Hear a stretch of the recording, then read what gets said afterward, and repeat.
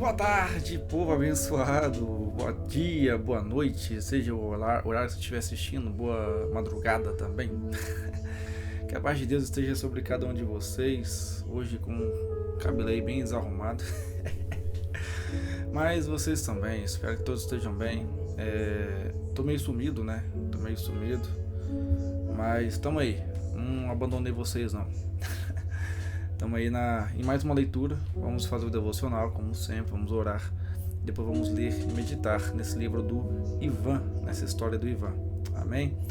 Feche seus olhos, por favor. Grandioso Deus e soberano Pai, te damos honra e glória por mais uma vez nos conceder graça para estarmos, Senhor Deus, meditando, ó Pai, neste livro, Senhor, neste devocional. Pai, edifica-nos, ó Pai, pelo teu poder e graça na história do Ivan. Espírito Santo nos conduza nessa leitura, nos ensinando, Pai, nos exortando, nos edificando. Nós somos dependentes do Senhor em todo momento, ó Pai. Somos carentes do Senhor. Nós te agradecemos e abençoa cada um que assiste a este vídeo e acompanha em nome de Jesus. Amém. Vamos lá, gente. Cadê você? Devocional Charles Spurgeon. Ele pega um trecho de Jó, capítulo 1, verso 9. Porventura teme Jó a Deus debalde? Essa foi a maligna pergunta de Satanás sobre o justo Jó. Porém, há muitos nos dias de hoje aos quais isso também poderia ser perguntado. Eles amam a Deus de aparência, pois ele os prospera. Contudo, se as coisas vão mal, desistem de toda a alardeada fé em Deus que diziam ter. Se pudessem ver claramente que desde o momento de suas supostas conversões o mundo lhes foi próspero, então adorariam a Deus na pobre e formal carnal deles. Mas se sofrem a adversidade, rebelam-se contra o Senhor. O amor deles é um amor à mesa e não ao hospedeiro, um amor ao armário e não ao dono da casa. Quanto ao verdadeiro cristão, ele espera ter sua recompensa na vida futura e suporta a dureza nesta. A promessa da antiga aliança é a adversidade. Lembre-se das palavras de Cristo: toda vara em mim que não dá fruto. O quê? Ele atira e limpa toda aquela que dá fruto, para que dê mais fruto ainda. João 15:2. Se você der fruto, você terá de suportar a aflição. Ai de mim, você diz, que terrível perspectiva! No entanto, essa aflição é capaz de resultados preciosos, pois o cristão deve aprender a se alegrar nas tribulações, porque assim como suas tribulações são abundantes, assim são numerosos seus consolos por Cristo Jesus. Tenha certeza, se você é um filho de Deus, que você não será estranho à vara. Mais cedo ou mais tarde, cada barra de ouro passará pelo fogo. Não tema, mas sim alegre-se que tais momentos frutíferos lhe estejam armazenados, pois neles você será elevado da terra e feito digno do céu. Pois neles você será liberto dos apegos do presente e feito ansioso para as coisas eternas que brevemente lhe serão reveladas. Quando você sente que, quanto ao momento presente, você serve a Deus em completo fracasso, então você se alegrará na recompensa infinita do futuro. Que devocional que me deu uma pancada hoje. Glória a Deus. Como eu sempre falo para vocês, eu nunca leio antes de poder aqui trazer o vídeo. Eu leio na hora, é uma coisa que eu vou estar vendo junto com vocês, eu não vejo antecipadamente, a não ser o livro que eu já tinha lido há muito tempo atrás, mas este devocional aqui eu não li, eu estou lendo com vocês a cada vídeo. E o interessante é que na maior parte sempre trata de algo que estamos vivendo. Por isso que vocês viram aqui eu quase chorando, porque realmente me deu um soco na barriga. Obrigado, Senhor. Obrigado. É muito bom quando o papai nos dá uma correção, mas uma correção que nos traz para mais perto dele. Eu amo isso. Então se alegre na adversidade, se alegre na tribulação. Se alegre, se regozije, porque todo ouro ele precisa ser refinado. Todo vaso ele precisa ser moldado. Não existe um ouro sem refino, um ouro perfeito sem refino, um vaso lindo, exuberante, sem estar ali sendo moldado e preparado. Não existe um diamante lindo sem ser lapidado. Eu não quero dizer que nós somos pedras preciosas, não.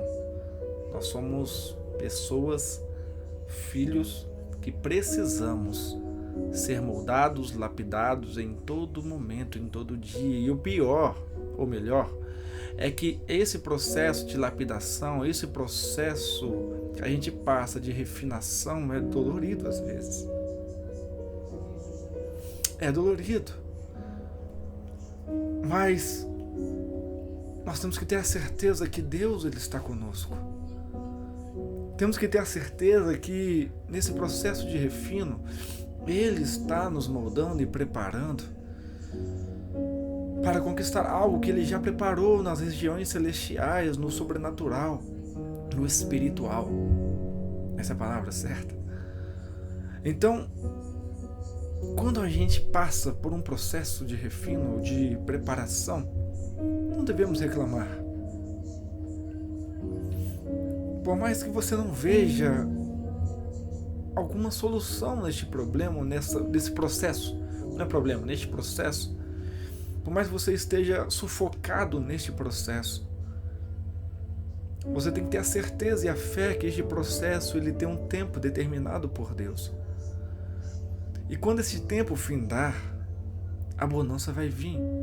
E você vai ver que o seu caráter, a sua espiritualidade vai estar muito mais aprofundada do que você estava antes. E este processo que você passou, está passando, será de bom testemunho para outras pessoas. Que muitos ainda não passaram pelo que você está passando, e quando passarem e vier pedir conselho a você, você tem total capacidade para poder instruir essas pessoas conforme Deus trabalhou em você. Não é fácil passar por um processo de refinação. Não é fácil passar por um processo onde você é moldado, porque às vezes você como vaso você quebra. Não porque Deus te quebrou, porque você mesmo quebra e não aguenta ali o molde, você não aguenta o preparo. Você se quebra. Você se joga no chão, se sente sem fé, se sente longe. Sente que Deus não está com você, mas Ele está. E aí você tem que erguer a sua cabeça para o alto e permanecer firme na fé inabalável. Porque é através dessa fé que você vai alcançar o que Deus tem preparado para você. Não desanime, não desiste em meio ao processo. Passe pelo processo dando glória a Deus. Resista ao calor do fogo para te refinar. A sarça, ela resistia à chama do Senhor, resistia ao fogo do Senhor, ela não se consumia. Nós temos que ser como aquela sarça que Moisés viu. Uma sarça resistente, sendo refinada por Deus. Trabalhada por Deus. Quando a gente aceita esse processo,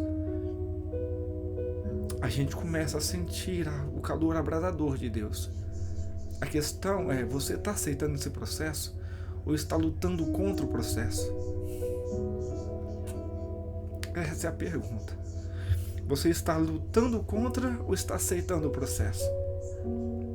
Porque se você estiver aceitando o processo, pode ter certeza que vai chegar um momento que você vai sentir algo sobrenatural acontecer na sua vida.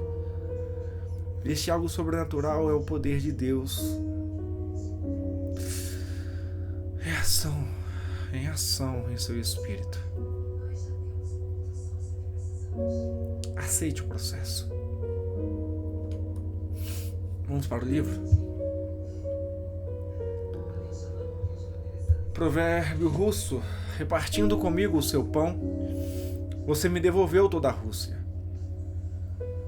Aquele período final de inverno foi bem menos rigoroso, o que não era normal em Kiev. Algumas vezes ainda nevava pela manhã, uma neve fina que caía lentamente.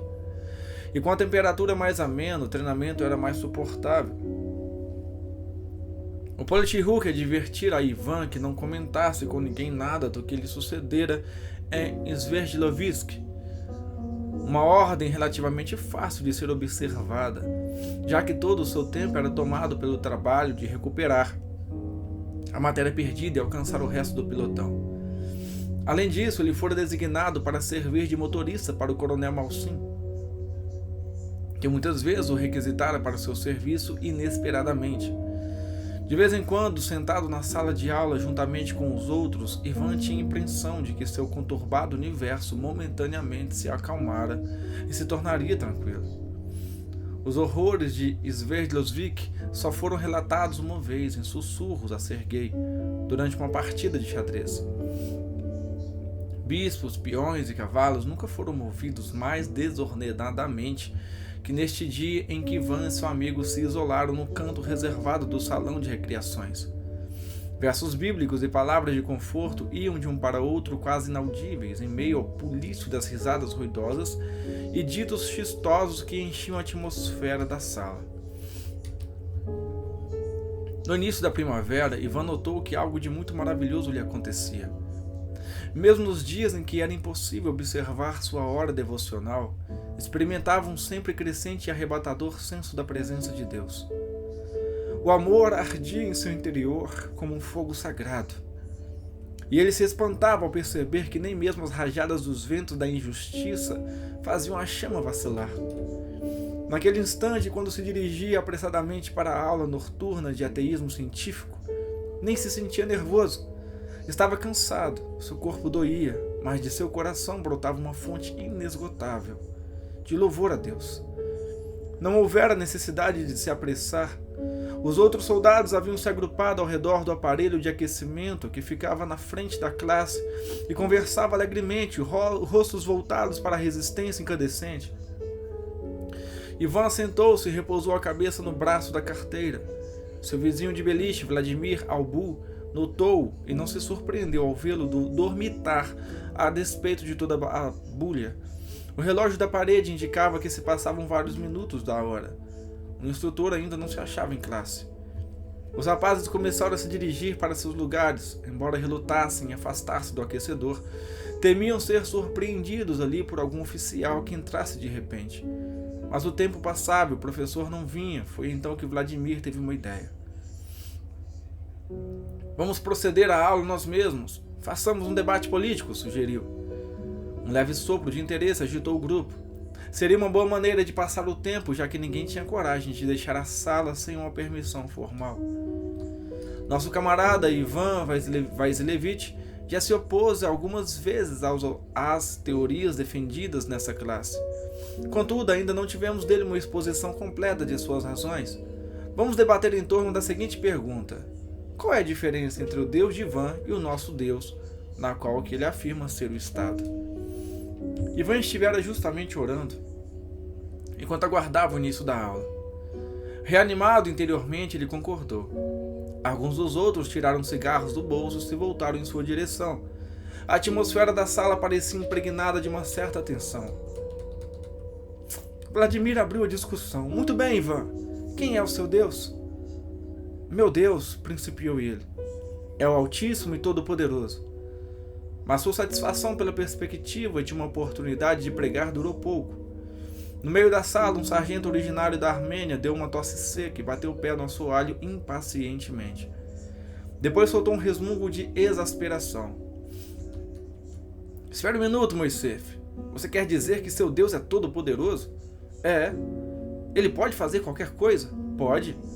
A expressão de desafio que surgiu de repente nas feições do sargento era inconfundível. Os outros observavam tudo com evidente prazer. Se o seu Deus é todo-poderoso e pode fazer qualquer coisa, dê-nos uma prova. Murmúrios de aprovação partiram dos vários cantos do aposento. A vida que Ivan levava suscitara dúvidas inquietantes na mente de muitos deles. Se o seu Deus pode, tudo pode, disse o sargento em voz bem clara.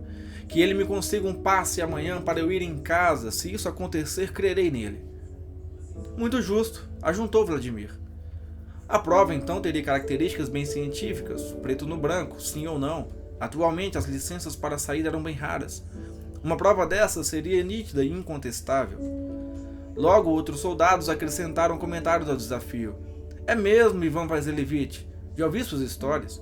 Parecem contos de fadas.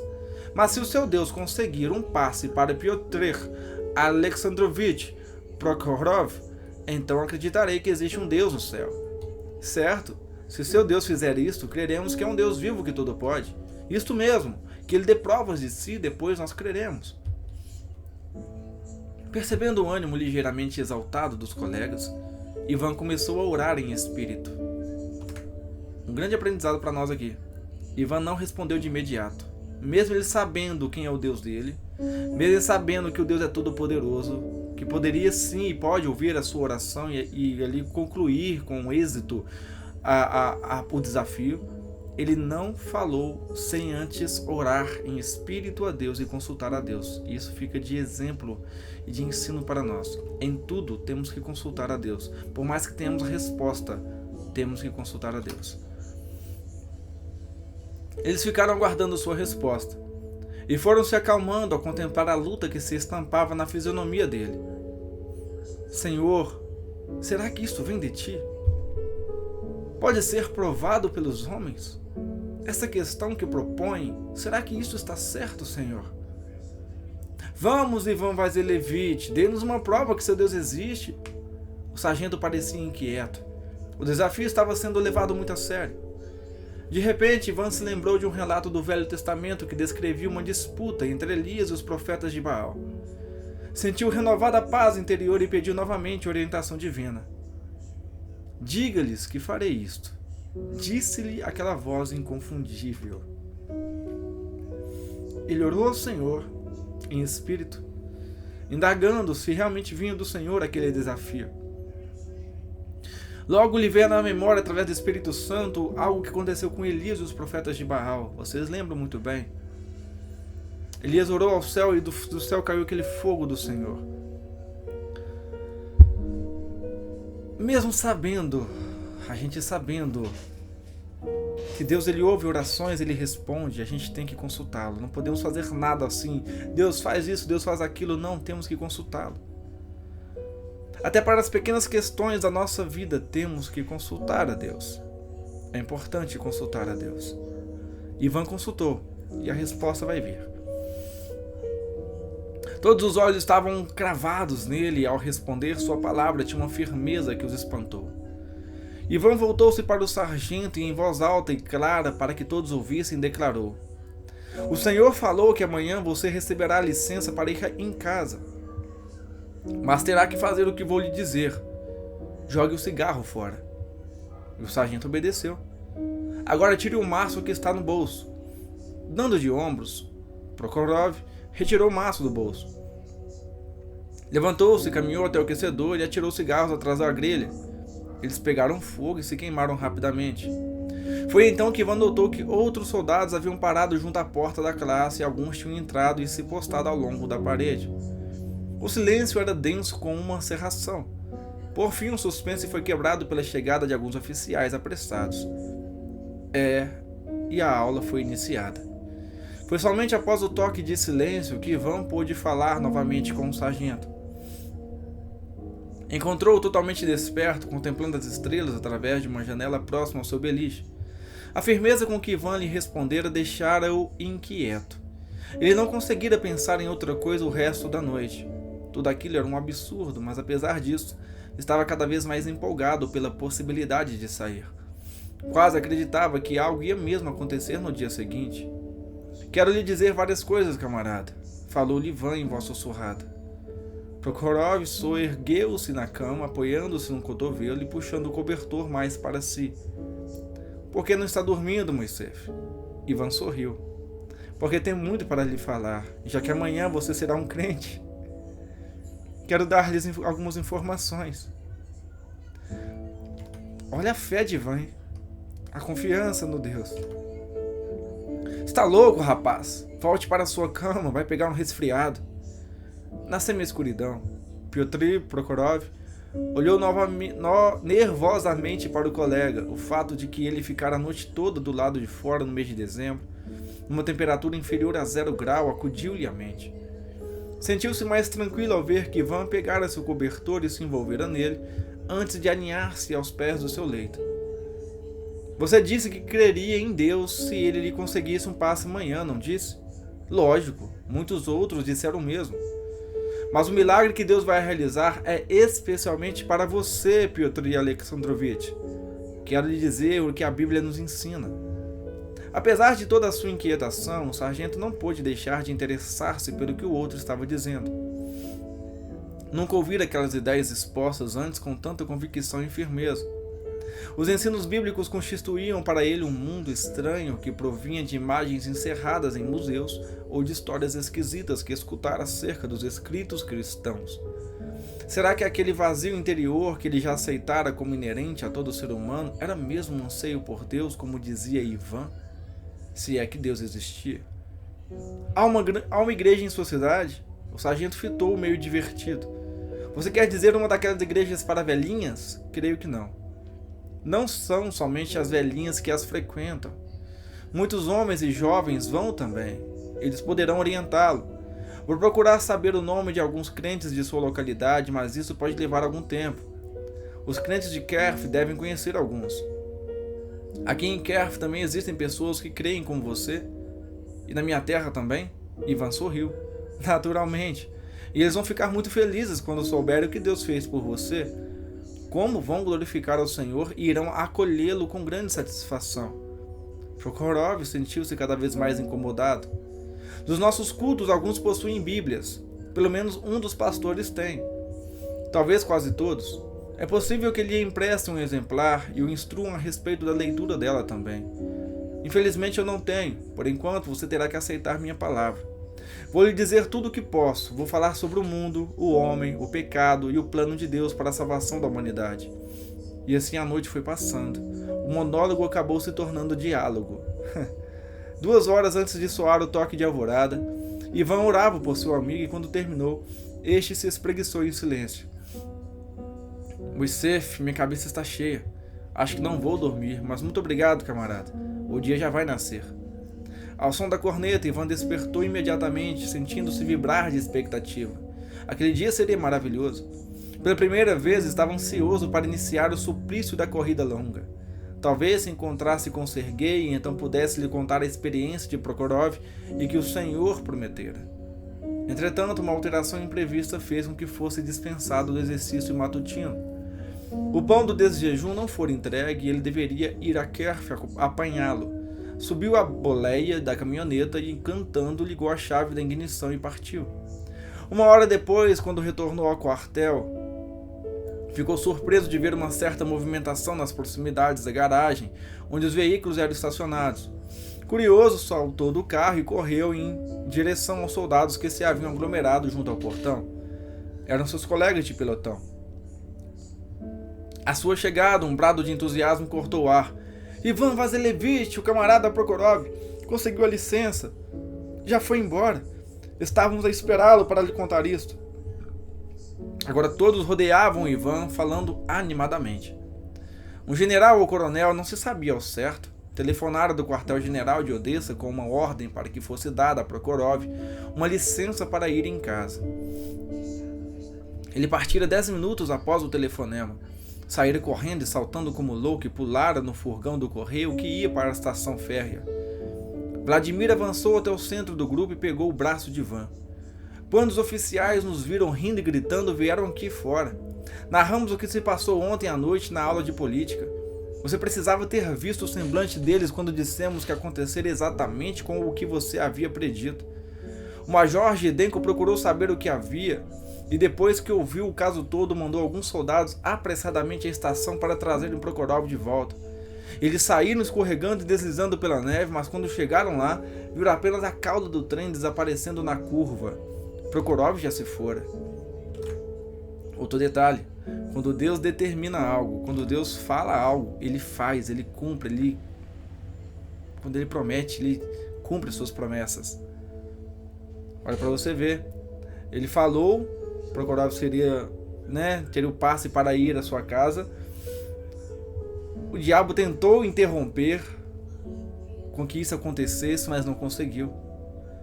Os planos de Deus, as promessas de Deus não podem ser frustradas.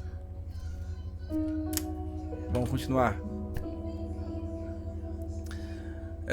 O Major Gidenko permitiu-se somente alguns segundos de irritação ao observar através de seus binóculos a cena do retorno de Moisés ao quartel. Ainda bem que ordenara que o rapaz fosse trazido à sua presença imediatamente. Com certa satisfação, viu Ivan ser afastado do grupo alegre de soldados e os outros se dispersarem seguindo para suas atividades. Gidenko supusera que após o tempo cumprido em Sverdlovsk, Moisés secretaria. Ele enviara ao comissário Dolotov de Simferopol um ofício em que lhe informava que a questão estava sob controle agora. Entretanto, surgira um novo problema. O rapaz adquirira certa projeção em sua companhia. Sendo um bom soldado, era bastante admirado pelos colegas e estes começavam a se interessar por ele e suas ideias batistas. Era simplesmente impossível preparar bem, tanto política quanto militarmente, um pelotão que fora vítima de tantos incidentes desagradáveis. Havia em Moisés um elemento indefinível. O coronel Malsim, agindo em nome de Dolotov, sugerira a Gidenko que resolvesse o caso de vez, ou providenciasse sua transferência para outro pelotão onde não fosse conhecido. Quanto ao último fato ocorrido, evidentemente havia algum artifício por trás de tudo. Moisés devia manter contato com alguém em Odessa para saber de antemão que a licença seria concedida. Gidenko sentiu-se subitamente deprimido. Estes problemas tomavam tempo demais e envolviam muita gente, o que só aumentava sua inquietação. Já não pensava mais que o caso Moisés fosse ser resolvido facilmente. Com Prokhorov, porém, a questão seria diferente. Ele sempre tivera sólidas convicções políticas. Algum perturbador devia ter inventado o boato de que o sargento se declarara cristão, mas isso se esclareceria quando ele retornasse. Era uma infelicidade que o coronel Malsim tivesse deliberado encarregar-se do caso pessoalmente. O Politruc contava com oficiais em número bastante para lidar com 10 Moisés, mas Malsim era muito susceptível nessas questões de religião. Gidenko ergueu-se e fez continência ao coronel que entrava neste momento. Uma pena que ele não deixasse o problema em mãos de outros. Se não fosse pela popularidade dele entre os colegas, eu daria um jeito nele, disse num forte tom recriminativo para Gidenko. Ele é um bom motorista, creia-me. Estou a observá-lo atentamente, sempre pontual. O veículo sempre em perfeitas condições, sempre sóbrio e correto em tudo. Até já recebeu várias menções elogiosas de vários oficiais e não está no exército há mais que 6 ou 7 meses. Tempo demais para manter um desafio à autoridade do Exército Vermelho, pensou Gidenko. Era um fato difícil de se entender. Eu sei como estes batistas agem, prosseguiu Malsim. São teimosos e insubmissos. Além disso, são meio misteriosos, mas sempre procuram cumprir sua obrigação da melhor forma possível. Eles conhecem as leis do país, ou pensam que conhecem, melhor que todos vocês, advogados políticos. Teoricamente, de acordo com a lei, Moisés não cometeu delito algum, respondeu Gidenko. E estou certo de que ele sabe disso também. Abriu a janela para deixar entrar a brisa marinha. A primavera em Kiev era belíssima, começava cedo e se alongava bastante. Respirou fundo e começou a desejar que Moisés chegasse logo. Que nada, interveio o coronel. Se insistir nisto, Gidenko, serei obrigado a duvidar de sua competência. Eu poderia mandar prender Moisés neste mesmo instante sob acusação de agitação. Em primeiro lugar, existem leis, creio eu, que dispõem a respeito de atividades antissoviéticas e da propagação da religião. Moisés já violou a ambas. Depois há ocasiões, e você sabe disso, em que precisamos colocar a lei de lado e agir administrativamente. Gidenko detestava ter que refutar o coronel. Infelizmente, o caso Moisés não pode mais ser resolvido em sigilo. Ele já se tornou o centro das atenções. Os rapazes do seu pelotão iriam interpretar nossa ação contra ele como sendo antirreligiosa, e isso não deve acontecer.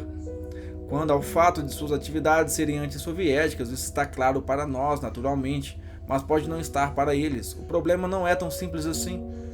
Malsim encerrou o sobrolho numa irritação muda contra Gidenko, que acendia um cigarro. A questão fora mal conduzida desde o começo. 5 dias sem alimentação, horas e horas sob a neve. Só aquilo já era suficiente para que o moço se pusesse a imaginar histórias fantasiosas de anjos. E agora vinha este novo incidente, tendo o Deus dele como astro principal. O rosto tenso de Malsim foi momentaneamente iluminado pela luz de um fósforo. Se averiguarmos bem, veremos que há uma explicação científica para a licença de Prokhorov. Não existem mistérios neste mundo. O que há é muita ignorância. Ouviu-se uma batida curta na porta, e Ivan foi introduzido no aposento, sob escolta e a porta rapidamente fechada. Malsim respirou profundamente. O rapaz era bem simpático, de traços regulares e olhos firmes e claros. Sua expressão era inteligente, mas continha algo que desagradou o coronel. Irei diretamente ao assunto, Moisés. Sou o coronel Malsim, comandante-geral deste quartel. Tenho razões para crer que você é suspeito de atividades subversivas e antissoviéticas. Para saber que haveria uma licença de saída em favor do sargento Piotr Alexandrovich Prokhorov, você teria que contar com a ajuda de um colaborador em Odessa. Zhidenko virou-se na cadeira e ficou a olhar para fora indiferentemente. Lá embaixo via soldados passando em frente do prédio e erguendo os olhos para o alto de vez em quando. Era sinal de que já ocorrera a notícia que Moisés mais uma vez estava sendo interrogado. Já está claramente patente que você faz inúmeras tentativas de conseguir adeptos para suas fantasias religiosas e deseja atingir o maior número possível de soldados que não tenham fortes convicções acerca de nossa ideologia materialista e socialista. Você procura afastá-los de suas importantes atividades de treinamento e labor comunistas. Como seu comandante, ordeno que cesse imediatamente tais práticas e confesse seus atos subversivos. O major voltou a olhar para dentro da sala, fazendo girar vagarosamente a cadeira. Moisés continuava impávido. Também não disseram uma palavra. Em primeiro lugar, prosseguiu Malsim, num tom ainda mais ríspido, como foi que você ficou sabendo que Prokhorov iria receber a licença? Não chegou absolutamente nenhuma notificação prévia a Kerf. Exige uma explicação completa. Camarada coronel, a voz do rapaz soou clara e distinta. Eu não sabia que o sargento Prokhorov estava para receber a licença. Deus me falou que lhe daria aquela permissão de saída a fim de provar sua existência e deu. O rosto do coronel ficou afogueado de cólera. Repetiu a pergunta com maior clareza, como se já não a houvesse feito. Zhidenko desejou que tivesse tomado um drink. Aquilo prometia durar muito. A manhã passou. A tarde entrou. Pontilhada de demonstrações de fúria e ameaças, de perguntas elaboradas e dúbias, seguindo linhas que Zhidenko já conhecia de sobra. As energias do coronel eram inesgotáveis, mas Moisés respondia a tudo calmamente, por vezes demorando-se tanto para fazê-lo que o major começou a pensar que talvez estivesse enfermo. Estando sem café e sem almoço, o rapaz se esgotaria em pouco tempo. Tomara que isto acontecesse, pensou. A entrevista parecia-lhe interminável. Ele teria agido de outra forma, com melhores resultados. De repente, ouviu o coronel dispensando Moisés de volta ao pilotão. Logo que a porta se fechou, Malsim, rosto pálido de ódio, resmungou entre dentes. E ele come do pão soviético. Tipo assim, né? Ele não pode comer a mesma comida que a gente come porque ele não pertence ao nosso povo. Ele não é um de nós. É nisso que ele falou, nessa última frase. A gente vê que Deus, ele agiu, mais uma vez, através de Ivan. Um desafio foi feito. E Deus foi e realizou, fez com que aquele desafio fosse cumprido, para que ele fosse glorificado na vida de Ivan, para que aquele sargento pudesse ver que realmente existe um Deus, que realmente há um Deus. Então a gente vê que quando Deus ele fala, quando Deus ele quer operar, quando Deus ele vai operar, algo acontece. Não fica sem acontecer. Deus ele é um Deus que ele cumpre com o que ele fala, com o que ele quer fazer e vai e faz. Ele cumpre, ele é um Deus que cumpre.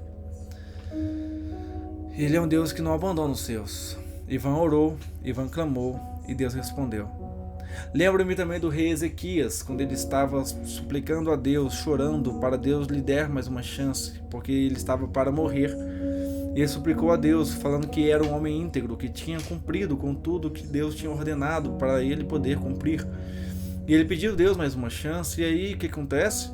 no mesmo instante. Isaías estava lá no salão, se não me engano. Já tinha descido, estava no salão, mas ele estava dentro do palácio. Deus fala com Isaías: vai lá e volta, e fala para o meu servo Ezequias que eu darei mais 15 anos de vida para ele. A resposta foi imediata. Por quê? Porque assim como Ivan era um jovem temente a Deus, temeroso, em oração, em obediência, em santificação, em amor ao próximo, assim rei Ezequias também era um homem íntegro e justo perante os olhos de Deus. Deus conhecia o coração do rei Ezequias, e pelo clamor de Ezequias a Deus, pela humilhação, pelo quebrantamento, Deus deu mais anos de vida para Ezequias, respondendo à oração dele imediatamente. Ou seja, não há nada impossível para o nosso Deus. A questão é, como você tem andado com Deus? Você, por acaso, você tem vamos dizer assim, uma despensa cheia com Deus em oração, para que quando você necessitar de algo do Senhor, pela misericórdia dele, ele venha te conceder, talvez na mesma hora? Porque se a sua despensa de oração e santidade e intimidade com Deus estiver vazia, como você quer que Deus te responda? Como você quer que Deus te auxilie? Como você quer que Deus cumpra as promessas dele na sua vida se você não está tendo a comunhão com ele? Tá entendendo? Ivan tinha essa despensa cheia. Rei Ezequias tinha essa despensa cheia. Tô falando assim para vocês entenderem melhor. Com a despensa cheia, nós temos o que pegar, certo? Com a despensa vazia, não temos nada que pegar. Então, o que eu quero dizer com isso? Fazendo essa alegoria. Quanto mais intimidade com o Senhor, quanto mais oração, quanto mais busca ao Senhor, mais a misericórdia dele estará sobre a sua vida, e mais assim, no estalar de dedos, as coisas que necessita pode acontecer e se resolver. A questão é, como está a sua vida com Deus? E tem um detalhe: Ezequias não buscava a Deus pelo que Deus dava. Ivan não estava tendo comunhão com Deus pelo que Deus fazia. Era por amor. Grave isso. Amai a Deus acima de todas as coisas. Tá bom? Vamos orar. Senhor nosso Deus, te agradecemos mais uma vez por este devocional, por essa leitura. Obrigado por estar conosco, Pai. Obrigado, Senhor Deus, mais uma vez por nos instruir na tua santa palavra. Espírito Santo, venha, Pai, abençoar a cada vida neste momento que assiste. Derrama a tua graça, o teu poder soberano sobre famílias, sobre pessoas. Deus, em nome de Jesus, nós te damos graças, Pai, porque só o Senhor é Deus e não há outro além do Senhor. Obrigado por tudo que tem feito em nossa vida, Senhor Deus. Grande é o Senhor e muito digno de honra e de glória, Pai. Venha, Deus, derramar a tua graça sobre cada coração e cada família e cada lar. Nós te honramos e te agradecemos, ó Deus, mais uma vez por este momento com o Senhor. Amém. Deus abençoe vocês poderosamente. Um grande abraço. Com a graça e o amor de Deus Pai esteja sobre todos vocês. A comunhão e consolação do Espírito Santo de Deus também, em nome de Jesus. Um grande abraço. Fiquem com Deus.